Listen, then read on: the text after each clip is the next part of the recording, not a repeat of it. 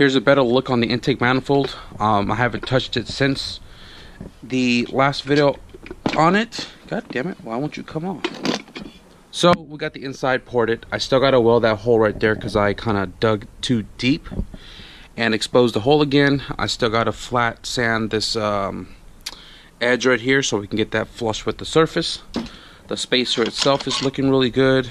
All I gotta do is just step up the sandpaper so we can get it fully smoothened out. Same goes with the edges. And then the intake manifold bottom half, it's all nicely you know, how I want it. We got the IAT sensor welded here, we got the hole plugged up there and on the inside and sanded smooth. We just got to step up the bits to get it to that polished finish, but right now it's fairly smooth. Probably gonna port the intake manifold a little bit, like just the casting markings or the grainy part of the cast, just to get that all smoothened out, because I took my digital caliper and I measured it. The opening here is 53 inches, right? And the opening on the cylinder head is 54. Now, if I just, you know, do 0.5 millimeters on both sides just to clean up the casting marks, it should match up to the cylinder head.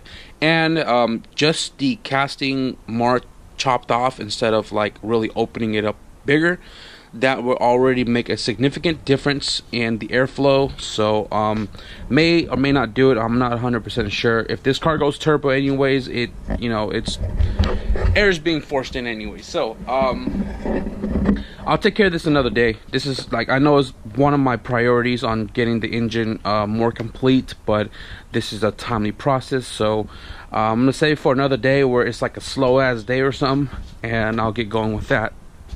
So I still can't do anything as far as like bleed the clutch line or buy the slave cylinder here for the clutch because funds, and I don't want to do anything related to the header today just because I don't have material. I can't do anything with the dashboard just because I am still waiting for a clutch line to come in for me to bleed the hydro conversion, and I can't put the dash on because of that. So there's nothing for me to really do on the inside of the car. It's starting to sound more and more like a CRV type of day. So I moved everything that belonged to the CRX, like, I mean, the lip, the window molding and stuff, it's all up there. But all the small stuff that needs to be installed in this car are put in the back.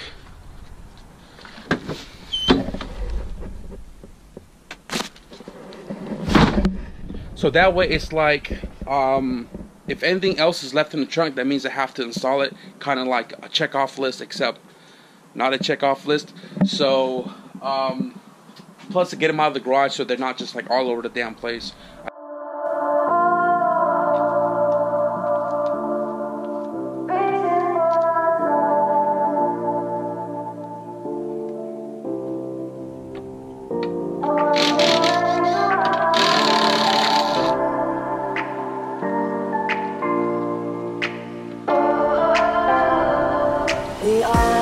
We're dreaming in the dark. We are nothing more than dust. Search but you stay lost. We are reaching for the stars. We're making this. Got the door put on. It's fairly simple. There's a 12 right here on this little hinge that stops the door from opening wider. And then there are these two 12s right here, and these two 12s right here on the bottom for the top and bottom hinge. Mine, I actually took off these from the junkyard because they charge you extra for hinges.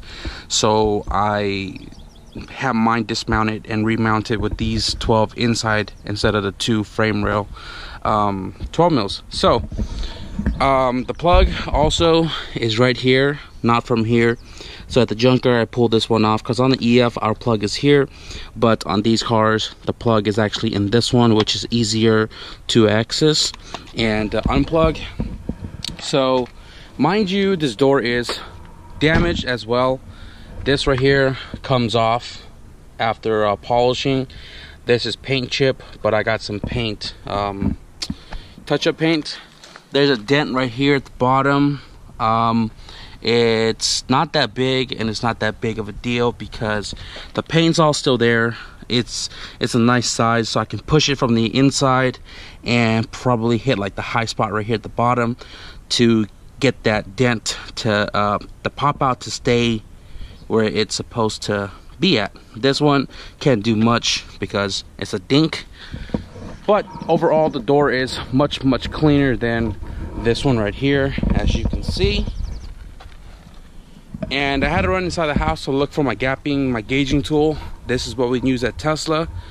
And this right here, you gauge the gap of the door. Well, this one you can't because there's a backside. But ideally, you gauge with this end to see the gap between all of the panels, right? And then this end right here is panel flushness. So this is for like seeing the flushness, and there's obviously a you know, a limit, like a service limit, not service limit, but a limit that it's supposed to be at. So this is supposed to gauge panel flushness. So this one is 0, it's pretty flushed. Or if I go the other way around, it's probably going to be at like 1. See, it's at 1. So I took a rubber hammer and I hit the high spot right here. You see a little dent right here at the bottom. I hit on the bottom where it was a high spot, and it popped this dent out, and now I got this small little one right here. Honestly, I'm gonna leave that one there and that one there just because it's not a sore eye anymore, and it's a ton better than the other door. So this did the trick. All right, no research. I just winged it and started taking off a few things that I saw maybe in the connection with removing this quarter and the main glass. So right here at the bottom, I rolled the window about halfway down up until the 10mm bolts to the glass was accessible. So I got one right here, right? And then you got one in the back right there, which you would drop the window until it lined up with this hole. So you can unbolt it, right? That will free up this glass. And to remove the quarter glass, there's this bar right here, this slide, which guides the main glass to go up and down. This has to come out so that this guy can come out. So to take this one off, fairly simple. Right here you can see this tab and that tab. Oops, crap. That goes right here. You take off one 10mm, which is a pretty long one, like this. And then there's another one right here at the bottom, right there. And then these two brackets is gonna fall out with it, because this is what keeps this bar compressed between a door panel. So once you get that two off, right here, you take off this little weather stripping thing right here, this trim piece, and you take off a little Phillips screw. That's this guy. That will free up this glass from the door itself, and then this big old slider pretty much just slides right out, comes down like so. The weather stripping is going to come off as well, so that way you can slide this guy on out of here, right? I didn't remove the trim piece because I don't want to break any of the clips, but there you have it.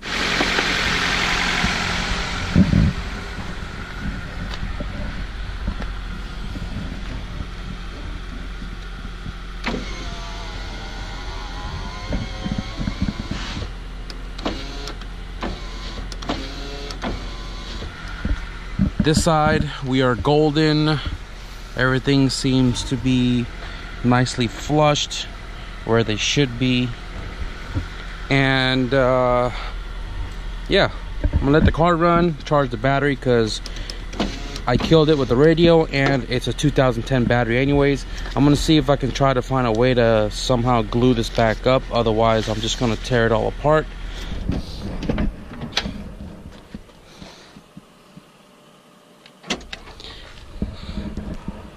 So, since this is a CRV type of day, right, and I already got that door installed, looking a ton better. So while at it, I am going to change the driver's side lower control arm. Get rid of that clink, clank, clunk thingamajigger on this side. Get that sway bar bolted up, and then we'll move on to the distributor.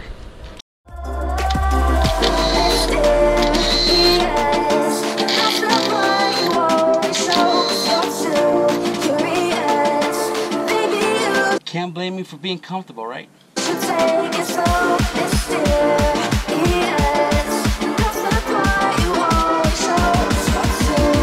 Meow. Why?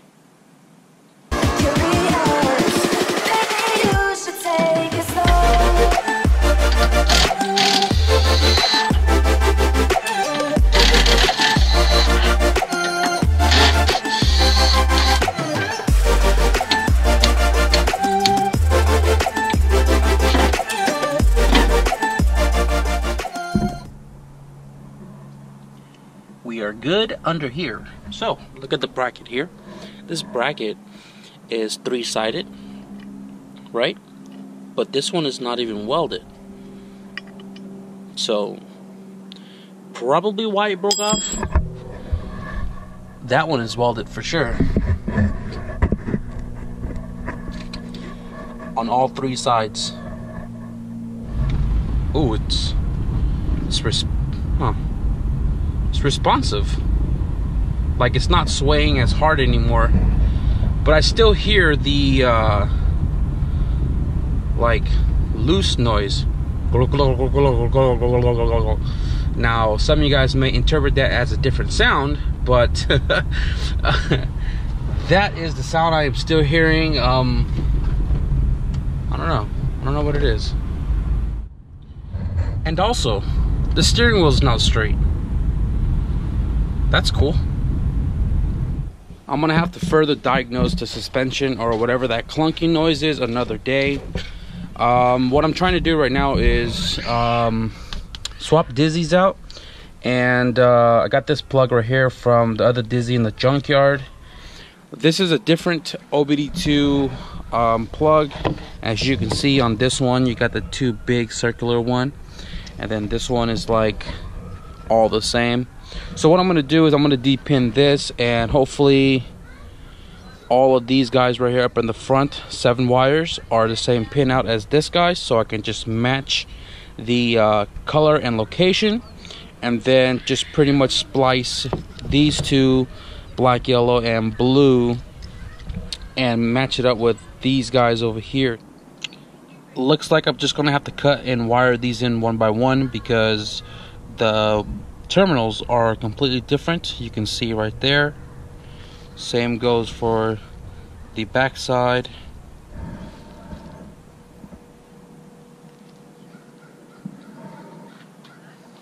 Yeah.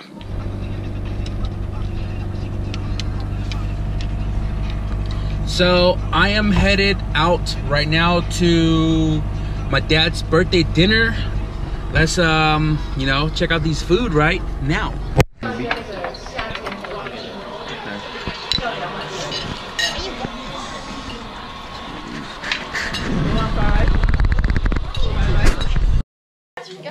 Come on, Chucky, breakdance. Ready, go. Brand new. Because I didn't know if I wanted to keep it. How much you buy? All right. I bought it for 20.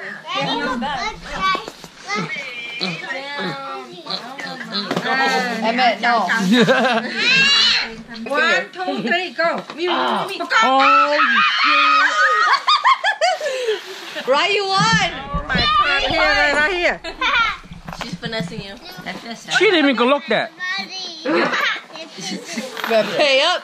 Hey, don't let her cheat you. Make sure there's 75 cents in there. You winner? Winner. Why $1? Dang, I lost 50 cents already. Okay, where you want to put? Yeah, where you want to put now? Next one. I got my card still. Alright, put it and then let go. Okay. Okay, Emmett. Okay, don't touch. Ready? Ready? Don't touch. Let's go and then jump. Emmett. Me too. What's that? Emmett, you win. It's Emmett. Emmett, here yours. I'm gonna put a quarter on everything. Alright, so it's kind of cold outside. I'm going to finish up this distributor before I open the garage. I got some honeydew after dinner. The kids and my parents are playing clock cloak. If you guys are Asian or if you're Cambodian, you guys know what clock cloak is. Oh, and also if you're Asian, you'll know what this rabbit candy shit is. Breaks your teeth, but it's fucking good. So yeah, I'm gonna continue snipping all of these, solder them together, get this all wrapped up, and I'm gonna bring it outside, pop the hood, take the other one off, take the coil and igniter and the cap from the other one, swap it over to here, put it in the car, see if it turns over, clear the code, and I guess just drive it around and now, tomorrow, today, to never, you know, another day, and see if the checking light comes back on. So yeah, got the heater on, nice and warm, got the light so we can see, and got a text. Oh, again, on the street garage.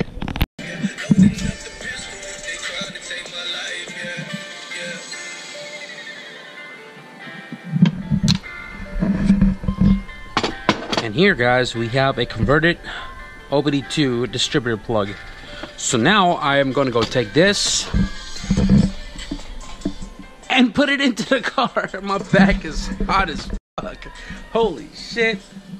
Everybody's having fun inside. But yeah. Turn off my portable soldering iron and let's open the garage.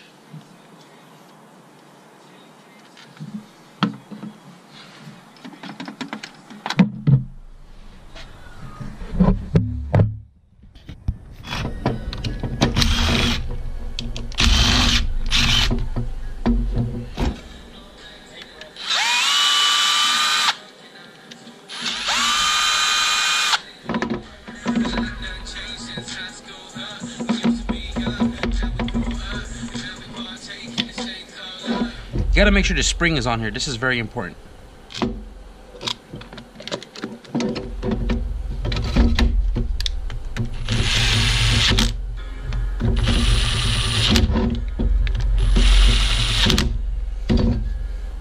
Alright. Back on the car it goes.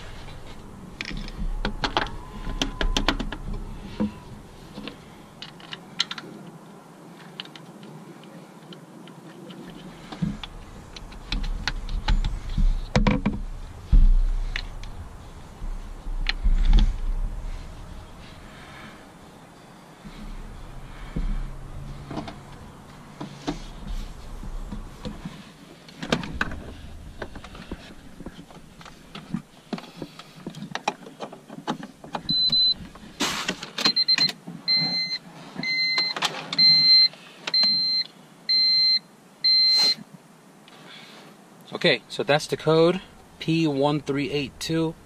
I'm going to eliminate it. Yes.